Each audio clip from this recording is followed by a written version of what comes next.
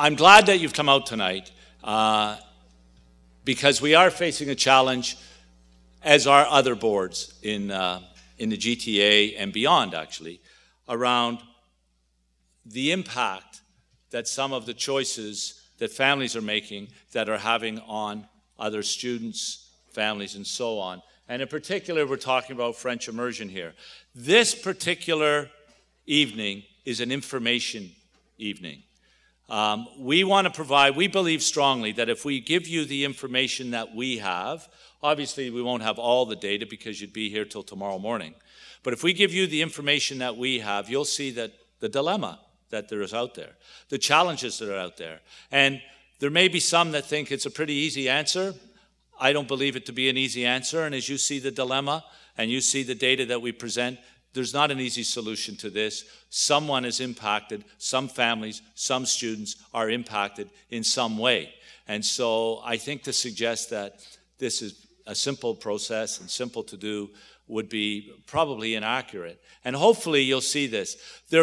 We're not going to be asking you tonight for feedback other than perhaps how you like to be communicated to. You'll see the timelines at the end. We will be going through, this is phase 1 of the process. Phase 2 will be the consultation, the communication, the feedback, and we'll have various means for you to provide us with that feedback, your thoughts, your opinions, and perhaps even your own research. So we'll explain that as we go forward. What we're trying to do here is we are trying to get ahead of the issue. We have challenges in the board around program viability in the English and French programming. And we are trying to get ahead of it because we also believe the trends are indicating that the problems and the challenges we have now are going to be exacerbated as we go forward. And if we don't try to do it now, and if we just wait to see what happens, I think that would probably not be the best solution. So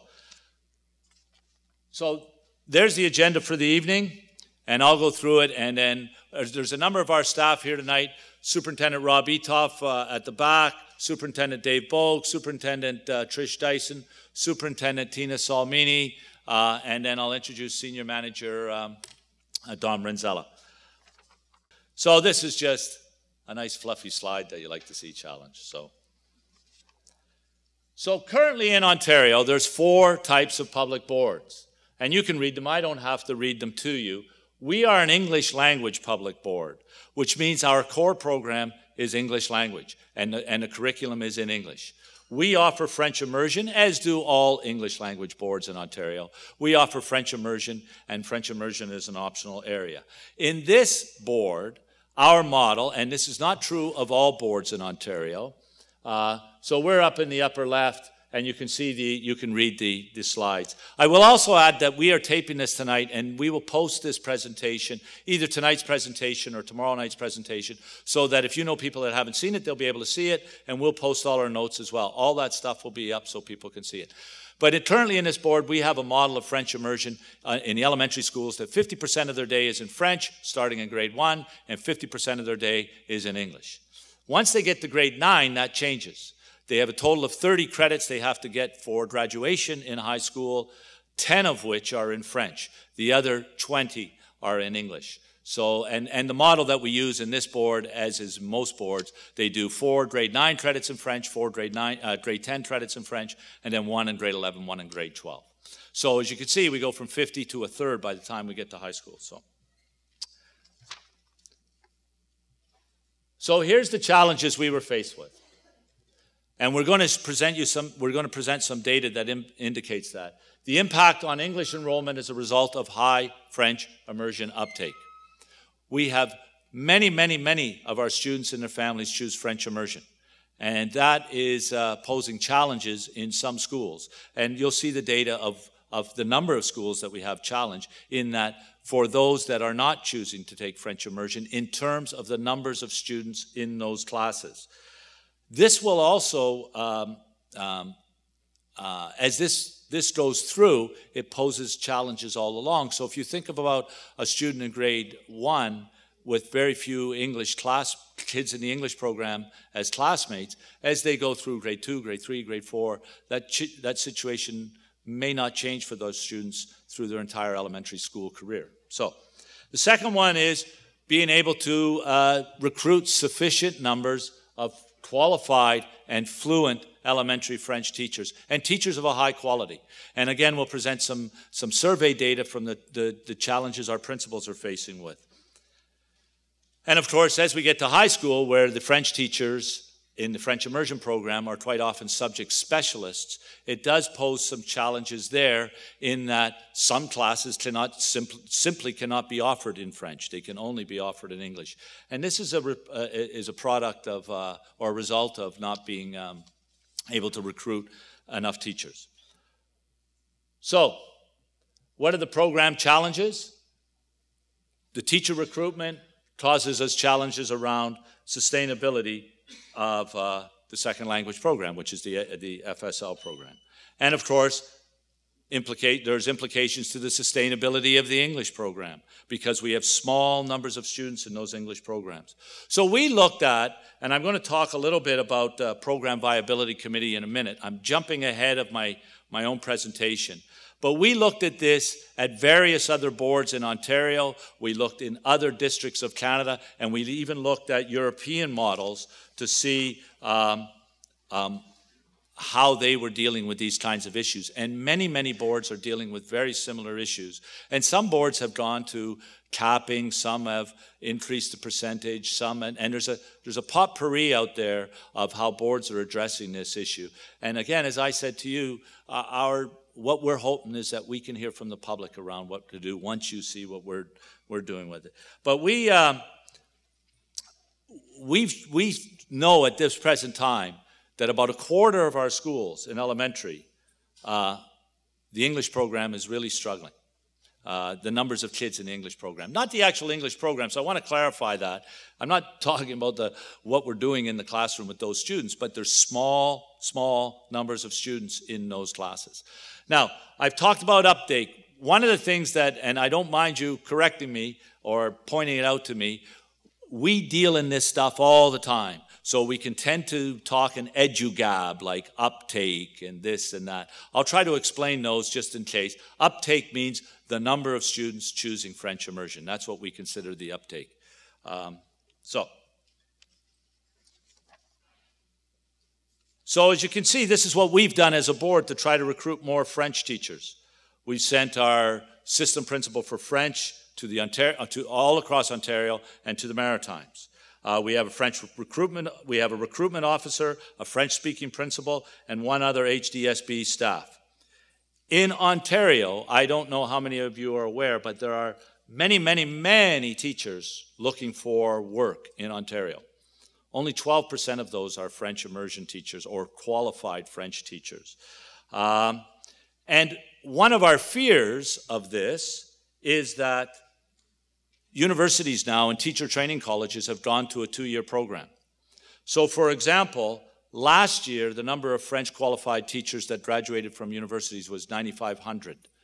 It's a pretty healthy number, and we still struggle to recruit French teachers. This year, the number will be 2,000. And for the foreseeable future, it looks like that is going to be one of our challenges. So that's one of the reasons we're here tonight, to say, let's try to get ahead of this before it gets ahead of us. And it's important that we believe strongly here in Halton that our teachers are second to none, that our teachers are good quality, excellent quality instructors. We know research shows us without a doubt the single most important, significant person in the school life of a student's achievement and success is their classroom teacher. We want to ensure that we have good quality teachers in both programs, English and French immersion. We don't have too many difficulties in finding that in English. The challenges are greater in the French immersion program. I know this is a bit of a motherhood statement and maybe a little self-evident to everybody, but that's the way it was. So as a result of these challenges, through the board, it was established by the board, a program viability committee was set up. And the job of the program, I'll talk about that, but this was the composition of the Program Viability Committee. I actually chaired it because I was associate director at the time, but we had the superintendent of programs from both elementary and secondary. We had assistant principal for French programming. We had the superintendent of student success, and we had the assistant principal of school program. We had principals from our dual track, and dual track are those schools that offer French and English. And in Burlington, that's most of our French immersion programs, it's our schools. That's not them all, but that's most of them. In other regions of the board, we have a model of some single-track French immersion schools. So those, we also had principals from single-track French immersion schools on the team. And then we had English only and some dual track, as I said, which is a split school. And we had 3 trustees on the board. And we reported to the trustee. And so the Program Viability Committee, we initially looked at what is the issue. We looked at kind of what we're trying to do here tonight, identify what the challenges are and what the pressure on that high uptake is causing or resulting in. Maybe not causing, maybe that's too strong a word, but the results of a high uptake. And we tried to identify some potential resolutions to challenge it, or to address the challenge. That committee met 7 times over 3 months. And I can tell you, I kind of lived it for 3 months, as did the committee. There were 7 formal meetings, but there were many, many, many other conversations. And at every meeting, we had the previous director, and we also had our research department generating data for us, generating information for us, and we had our planning department represented there as well to look at projections of where are the programs going in our schools. What are we looking at 2 years down the road, 5 years down the road, 6 years down the road? So that's where we got to. So I've talked a lot about the Program Viability Committee, the challenges and so on, and I said we were going to present some data which illustrates the issues to you. And as I said, this presentation will be posted, so if you know people that weren't here that would like to see it, they'll be able to go online and read it. We'll also post all this information. And as we get into phase 2, which is the feedback stage, that's where we hope that you are able to look at this data, look at what we have seen, and see maybe not the same thing, because if you see the same thing that we have, we may be exactly here again. We're hoping that you can provide us with some insights, some input on that. So without further ado, I'm going to pass it over to our Senior Manager of Planning, who is going to go through some of this data for you, both quantitative and I'll probably do some qualitative data as he comes in. So this is Dom Renzella.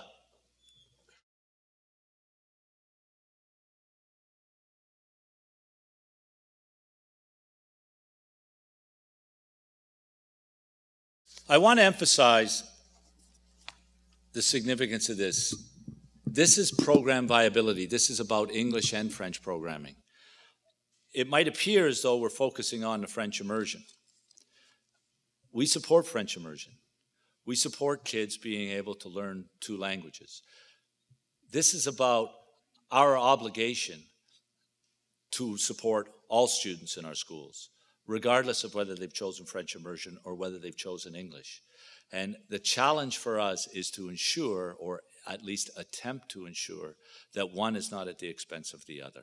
So that's really why we're here. So when we did, there's some data here where we surveyed our elementary principals to see what the challenges they're having around hiring of French immersion teachers. And you can see up there the data that they've encountered. Many of them are hiring French teachers every single year. Many of them are putting teachers in a classroom who do not speak French while they're trying to hire those French teachers. And as you can see, almost half of our elementary schools are facing challenges in hiring qualified, quality French immersion teachers. You know, we do pride ourselves in trying to have quality teachers in all our programs, and it's not good enough to just say someone can speak French and they have their teachers' papers. We're looking for good people, good quality teachers in all of our classrooms. And so, you know, it's not about just having a body in the classroom. It's about having someone, if you go back to the quote that I said, it's about having someone in the classroom that can instill in those kids a love of education and inspire them to continue to achieve and get better results. So we continue here along this. The second bullet there is exactly what I just said about when doing French interviews, we're trying to ensure that we have the best teachers. So now, having said that, we know, and if any of you are in the teaching profession, we know it ebbs and flows. You know, there's a lot of teachers without work, and then there's less teachers, and then they get jobs, and so on and so forth. We are aware of that, and we do know that. But if we look at the trends that we've been dealing with, and we compare that to the trends of our uptake of French immersion, the number of kids choosing it, it's out of kilter. It's out of balance. And the challenge for us as a board is to keep up with what students are choosing. So now, how did we address this challenge? Well, the Program Viability Committee looked at various things. We looked at the challenge, we identified what it is, and as we looked at, as I said earlier, we looked at studies from different boards, different districts in Canada, and we even looked at European models on how they do it. And as I'm sure you're aware, that European kids, for example, many of them speak, in addition to their own language, speak English very well. And surprisingly, lots of them did not have immersion programs. It was through core, but it's also the exposure outside of classroom, etc. So as a result of all that information, the lens we wanted to look for, and I've said it ad nauseum, so you're probably getting fed up hearing it, especially when it's 1,000 degrees in here, is quality instruction in the classroom. So as a result, we developed these, established 3 objectives for the Program Viability Committee. Maintain efficient, and I'm going to read these ones even though I know you can all read. Maintain efficient and effective English and French program streams. Ensure students in both streams have equitable access to quality and programming. And ensure the sustainability of both streams. So it wasn't one pitted against the other. It was, we had to get a balance to get both right. So, then we developed criteria. If any of you have been through boundary review processes, and I'm sure some of you have, and they're not always pleasant things to do, as we have to change boundaries in schools to address, you know, shortfalls in enrollment in one area and increased enrollment in different areas. We know it's not easy. We use criteria. It's important to know, though, that this criteria, and you can see the 3 bullets there, those 3 criteria that we've used, viable student enrollment, etc., distribution of enrollment. There's some more. It's important to note that it's very difficult to achieve all of the criteria. And the goal is not, well, the goal is to try to achieve them all. The reality of the situation is it's almost impossible to achieve them all. So what we look at is to try to find what achieves the most. We try to prioritize them, and we try to set them in different places. And then if I were to ask you, you might have these criteria and put them in different priority order than we did. Or you might have other criteria. And sometimes the criteria might appear to contradict each other. So our goal was to take a look at these criteria and try to come up with something that could address most, hopefully all, but most for sure. And you can see them. Like, just quickly give you an example when we've done minimize the travel distance for students in English and French immersion programs. Some people might not worry about that because we've got school buses. But others might think their neighborhood school and having the kids walk to school was an extremely important thing to do. So this is one of the dilemmas we face. So what we did, we're very sincere, and we're sincere from the beginning to engage the public in helping us, either solve this problem, come to a resolution, providing us feedback that will ultimately lead to the Board of Trustees making a decision that supports the kids, all kids in Halton. So we thought that the way to do this is to develop some scenarios so that the public could take a look at those. Let's take a look at what we've come up with and provide you a bit of a framework to comment on them. When you see as we go through them, you might not like any of them. You might think they're all rubbish. That's okay. We're going to ask for some of your input, but I think we had to give you a starting point of which represented these scenarios. So we started with 4, and 14, and you'll see we ended up with 4.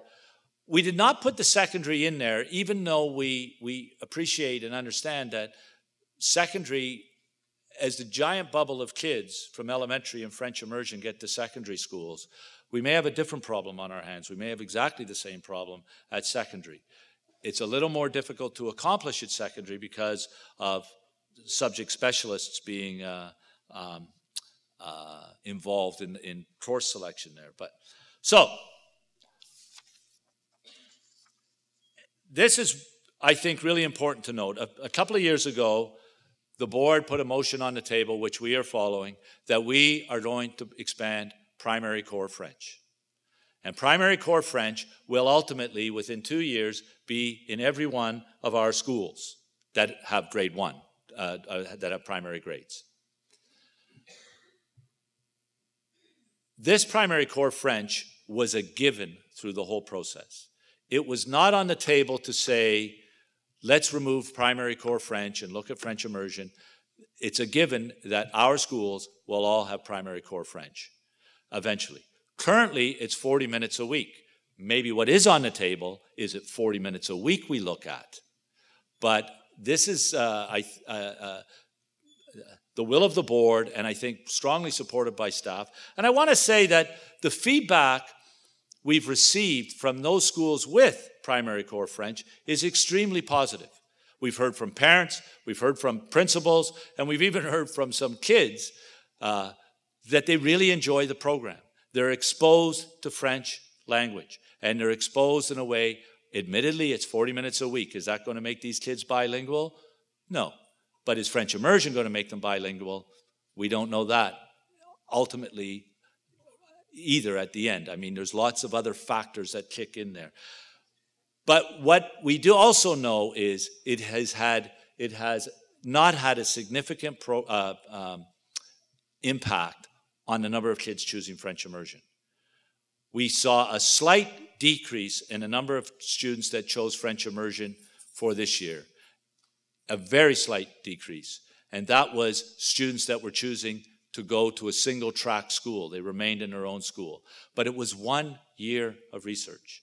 And then we've got some more this year, and preliminary looks would appear to suggest that it's not having a great impact on the number of students choosing French immersion. You might argue, well, why don't you just let it run its course for a wee while and see how long it takes before it has an impact?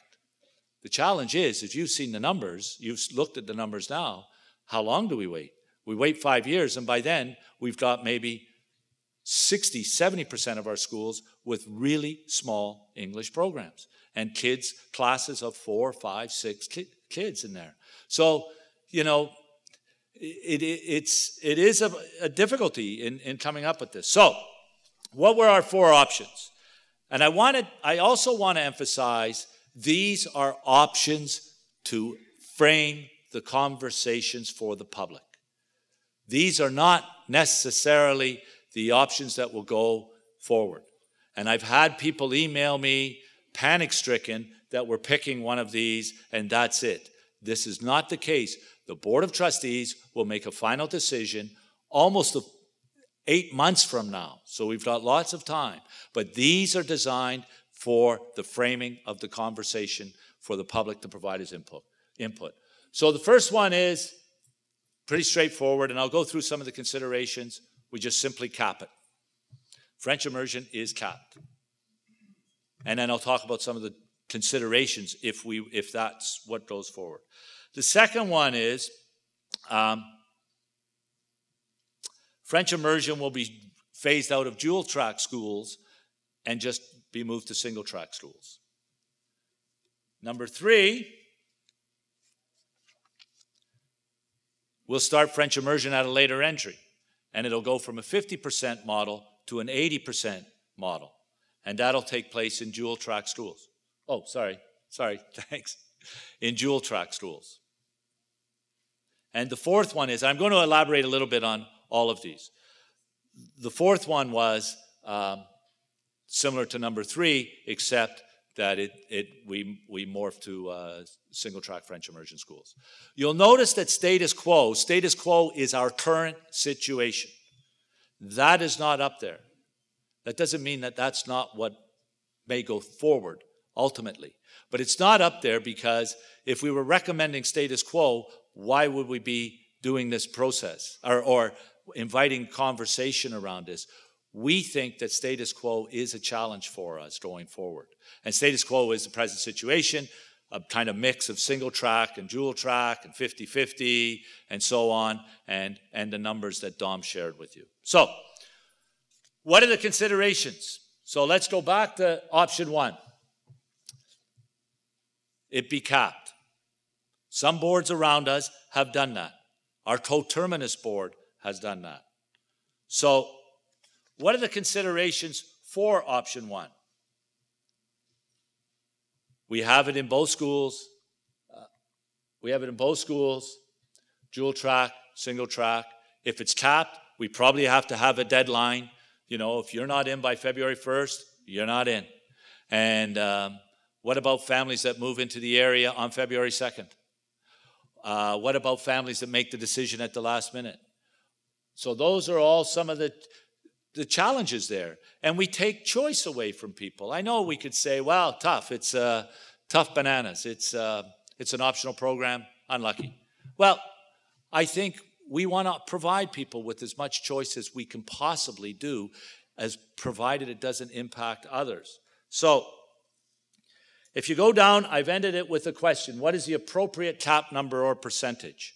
We don't know. There's various ways to cap. You can do it regionally. You can do it by school. You can do it by grade. You can do it various ways. And we'll have to consider those. And we are going to ask you to consider, what does that mean? Capping would clearly solve the issue, or one of the issues. It would solve the uptake issue. We would control it. It would be controlled. But is the cost of doing that too great? And that's what we have to consider. So, and you know we could control it so that it guarantees the viability of both programs. But we might have some very unhappy people. And then, of course, how do you do it? Do you make people line up? Do you do a lottery? So those are some of the challenges with capping for sure. Option 2, that all French immersion programs will be delivered in single-track French immersion schools. And as I said, this is a bigger issue in Oakville presently. We've got several single-track French immersion schools, but if we morph to that way, that's how it goes. So we have one type. Again, we have a similar issue. We have registration dates, et cetera, et cetera. And we would have to do some boundary reviews immediately. And it would mean that we would be moving large numbers.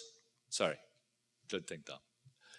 It means that we would be moving large numbers of English students, or potentially, in Burlington here, we might be moving English students out of their schools so that they can go to the single-track French immersion school.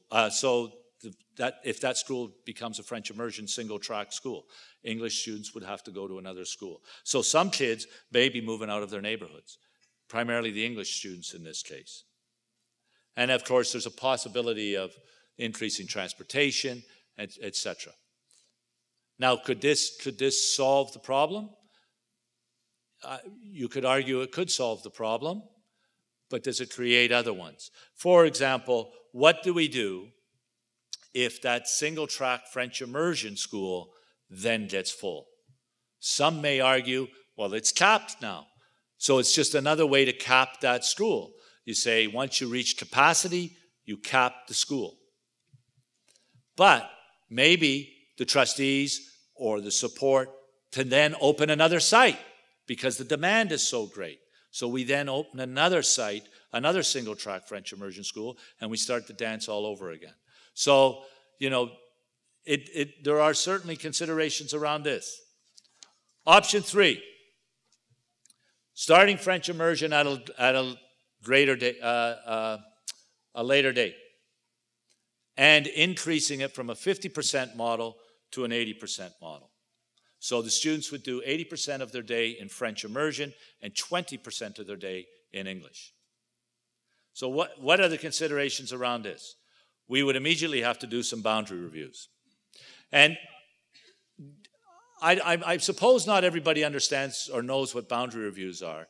Boundary reviews are, and I briefly talked about it earlier on, it's when we take a look at the boundaries of a school. And if we have a school A here with low enrollment and school B with overcapacity, way too many students in it, we look at changing the boundaries of school A and school B so that this school fills up and this one stabilizes. That in a nutshell is what a boundary review is, right? So if we are going to go to late immersion, we may have to do some boundary reviews, particularly if it's a dual track schools, because we'll have to create those English boundaries in some of those and change some of the FI ones.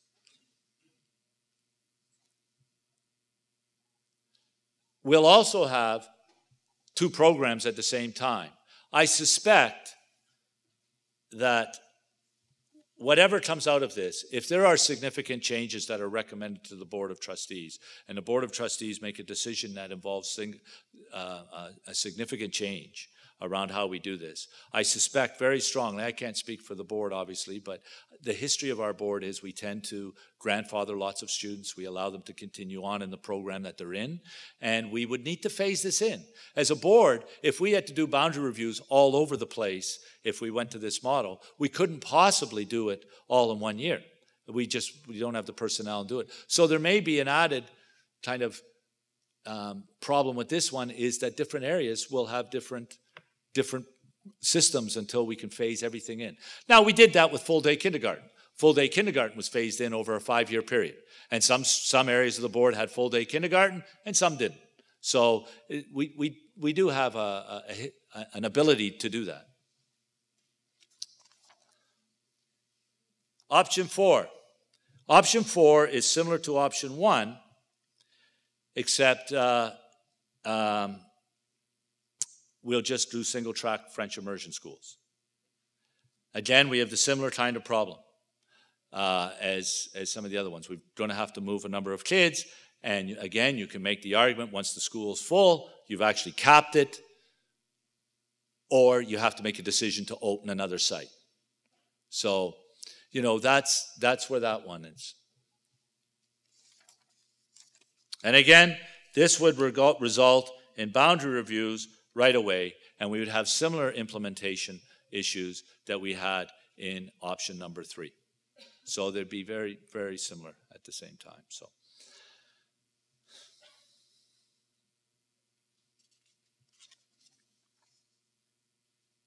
now,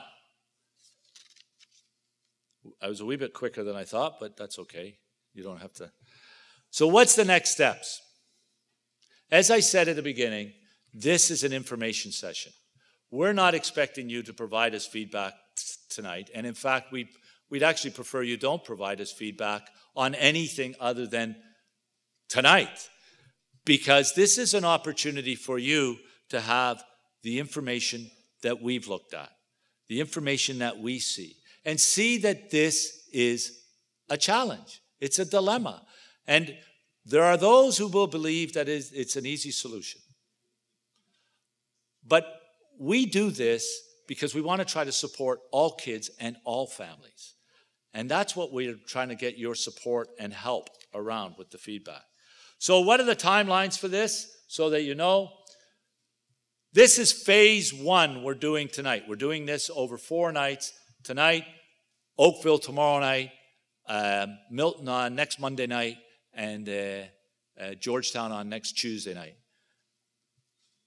Starting about near the end of November, we're going to start the actual consultation process. And we're looking at various ways to do that. We've got some developed already, but we're looking at various ways, such as surveying, people being able to come onto the website, provide their comments. We'll be getting all this information to school councils. We're looking at focus groups, and we're likely to have representatives from each council to talk at the focus groups around these scenarios.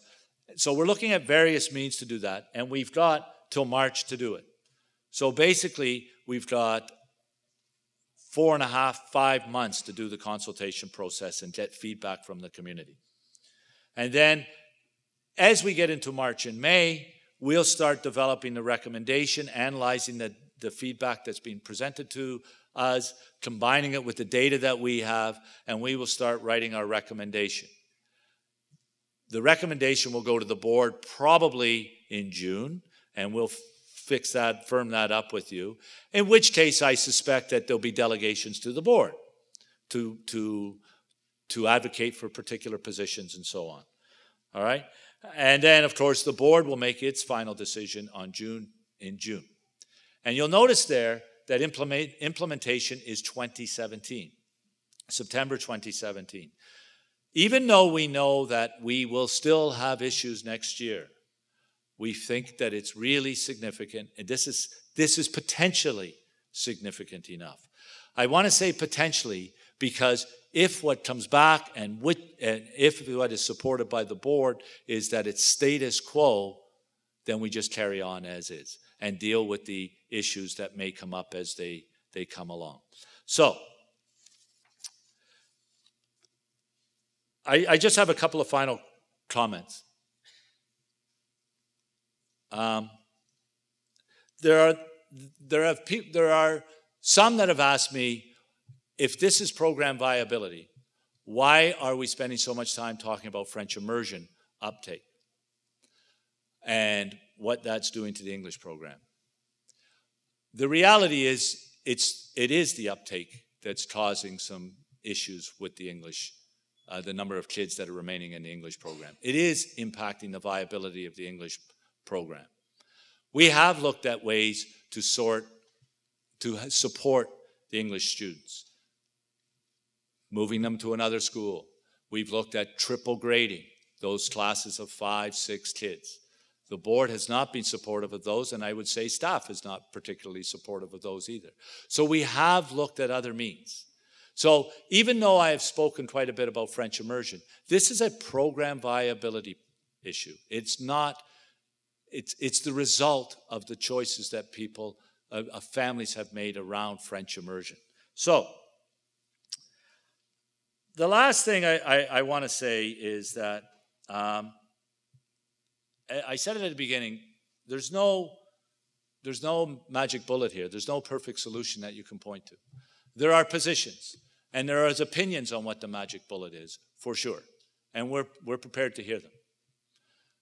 But what we really want from the community is help engage us, help us solve this. You can lobby, you can advocate, you can do whatever you want. It's a free country. But I'm not sure that helps us solve the problem. Because maybe you've looked at this and you don't agree that there's an issue. We think there is. And we have an obligation to all of our students. And we have an obligation to support all our kids, whether they've chosen to remain in the English program or whether they've chosen to take French immersion. And we want all our kids to be successful. Every darn last one of them, we want them to be successful, regardless of the program that they've either chosen to move into or chosen to remain in. And so that's why we're trying to engage the public tonight and further down the road. So I think that's pretty well the end of the presentation. We said 7 till 8:30, and we're not, because we got a bit of time, I'll take some questions of clarification. But if the question is about giving us advice at this moment on what to do, I'm not sure it's the right venue. It's especially not the right time because lots of people haven't had chance to digest on it. So I'll take a few questions of clarification and we'll finish it. I got one over there and then I got you.